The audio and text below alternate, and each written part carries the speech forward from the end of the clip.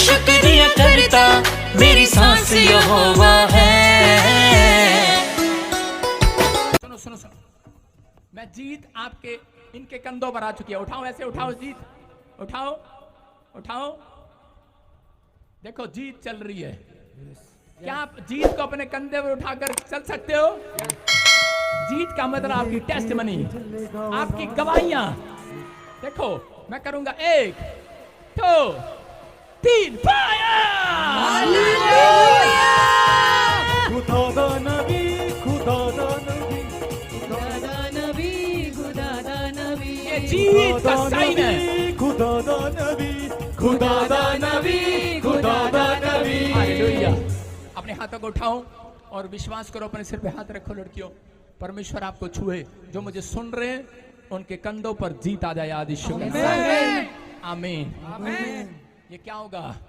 ऐसे ही थोड़े दिन चलने के बाद, जीत कंधों पर उठाने के बाद, आप ऐसे ही अभिषेक से भर जाएंगे। आमीन। आप नाचेंगे गाएंगे और गली गली में आप नाचते हुए गवाहियां देंगे। आमीन। आपको नहीं पता, मसीह लोगों की जीत मरने के बाद स्टार्ट होती है। Hallelujah hallelujah. क्योंकि वो स्वर्ग राज्य के लिए बुलाए गए हैं। आमीन।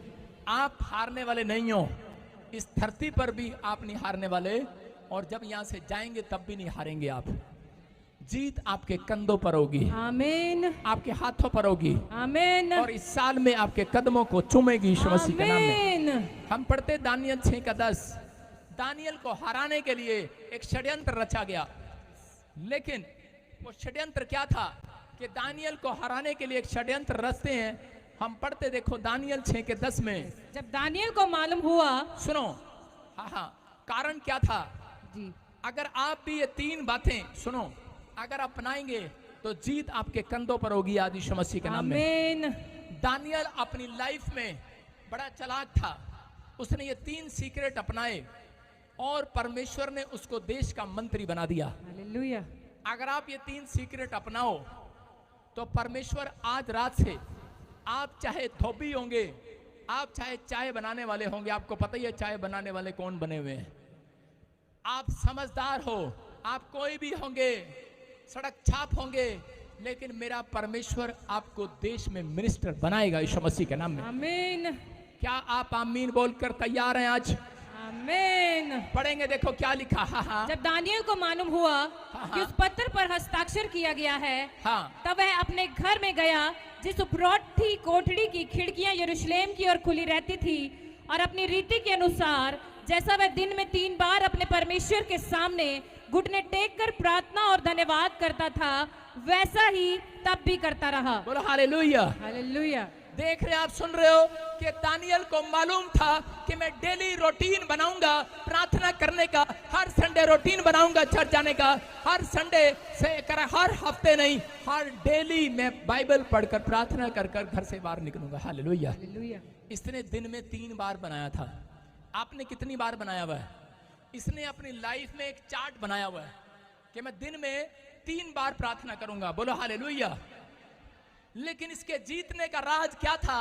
करा इसके दोस्त, रिश्तेदार, दुश्मन हैरान हो गए, और इसी के 4 में लिखा कि वो षड्यंत्र ढूंढने लगे।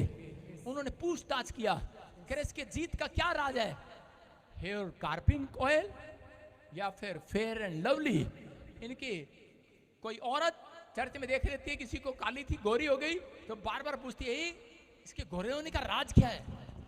किसी गंजे के बाल आ जाते हैं सिर पे तो बोलते हैं इसके तो बाल ही नहीं थे। आजकल हमारे पास्टर धर्मेंद्र के भी बाल आ गए सिर पे। हम पूछ रहे हैं इसका राज क्या है, हेयर एंड कार्पिन ऑयल या फेयर एंड लवली? लेकिन लोग ये नहीं पूछते इसकी तरक्की का राज कैसे है। दानियल ने नहीं बताया लोगों को, उसके दुश्मनों को, उसके रिश्तेदारों ने, पड़ोसियों ने बताया। कह रहा इसके कमरों में से जोर जोर से चीखने चिल्लाने की आवाजें आती है, हालेलुया, प्रार्थना करने की आवाजें आती हैं। आमीन। कह रहा कितनी बार? कह रहा 3 बार। आजकल तो आपके घर के बाहर चर्च भी होगा, वहां से भोपू नहीं बजता होगा 3 बार, लेकिन उसके घर से 3 बार आवाज आती है। शर्म आती है? मैं चर्च में आता हूं तो चर्च में रहने वाले लोग 3 बार दिन में प्रार्थना नहीं करते चर्च में। शर्म आती है मुझे। मैं कह रहा हूं कि अगर आप में से अगर ये बात रूटीन बना लो, रूटीन अपनी लाइफ के अंदर, लेकिन उसके जीतने का राज क्या था? कह रहा उसकी खिड़कियां, उसके कमरे की खिड़कियां यरूशलेम की ओर खुलती थी। Hallelujah, hallelujah. कहां खुलती थी? यरूशलेम की ओर। इसलिए उसको मिनिस्टर बनाया गया। आपकी आंख की खिड़कियां किधर खुलती हैं सवेरे उठते ही? मम्मी चाय देना। औरतों की खिड़कियां कहां खुलती हैं सवेरे उठते ही? बच्चों की खुलती नहीं, आंख सीधा भाई साहब पॉपकॉर्न पे खुलती है जाके। आप सुन रहे हैं? अपने बच्चों को सिखाओ। कह रहा है कि अगर आपने अपने बच्चों को सिखा दिया, तुम्हारी खिड़कियां यरूशलेम की बाइबल में खुलनी चाहिए यीशु मसीह के नाम में। आमीन। तुम्हारी आंख की खिड़कियां अगर खुलने लगी, मैं कह रहा हूं तुम्हारा बच्चा पहले पैदा होने से पहले कह रहा उसका भविष्य लिख दिया जाएगा आसमान के अंदर। आमीन। लिख दिया जाएगा। ये देश में तरक्की करेगा। आमीन। ये इतिहास रचेगा। आमीन। कह रहा यूसुफ की जिंदगी में लिख दिया गया, पहले से 12 साल की उम्र में लिख दिया गया, 18 साल की उम्र में पता लग गया उसे। कह रहा है कि तू दुनिया के अंदर, कह रहा है 11 तारे तुझे दंडवत करेंगे। तेरा पूला सीधा खड़ा रहेगा, बाकी के पूले गिर जाएंगे। कह रहा अगर आज आप फैसला ले, माँ बाप बच्चों पर दोष लगाते हैं, तब गंदे माँ बाप, उनको डांट रहा हूं जो अपने बच्चों के लिए रूटीन में प्रार्थना नहीं करते। सुन रहे हो सकता है मैं भी हूं, आप समझ रहे हैं?